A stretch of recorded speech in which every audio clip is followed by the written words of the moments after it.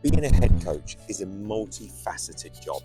It's more than just coaching, and quite a few coaches aren't really prepared for what that means.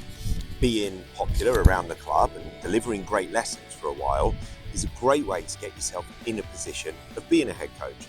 Taking higher grade qualifications like the level 4 and 5 by the LTA is another great way, but the job is involved. So committees need to support their head coaches, or they need to be accurate when they're advertising the job in what they're after. Program development is so important. How are the reds going to move to orange, the orange to green, the greens to yellows? How is advanced and performance tennis going to work out? How are you going to teach doubles? Are you going to include a sport like pickleball and paddle? What will adults do? Beginner adults, advanced adults, team players, club players. Program management and development is really important to strike the right balance so the program can be something for everyone, but also there can be enough room for movement and improvement within the structure that's put in place.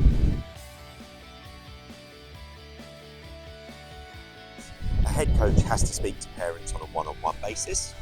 They've got to deal with some pushy tennis parents, but they also need to be able to speak to large groups of parents as well, in 10s and 20s, to present awards, maybe to do presentations to keep them on board with what the planning and the structure will be.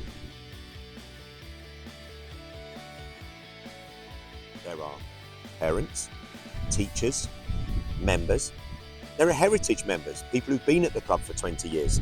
They feel an affinity to the club and need to know a little bit more than the average Joe who's just joined. There are staff and other coaches who are working alongside that head coach. There are players, and there's players of different ages and abilities. So there are so many stakeholders that need to be kept up to date with information and treated differently. The head coach must have different forms of empathy and understanding to avoid any kind of conflict. So conflict management and communication with various stakeholders is crucial.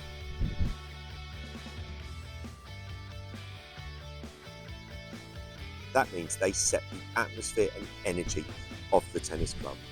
So if you cast your mind back to why you're in tennis, it was probably that you loved your club and you loved the atmosphere there. The head coach is often responsible for either leading that or setting it. Operations. So many head coaches aren't great at replying to emails very quickly. Doing financial spreadsheets where they start initiatives and then can't afford to keep them going. So business development, business operations, simple things like to-do lists and prioritizing tasks are so important when you're not on court, but you are running a business.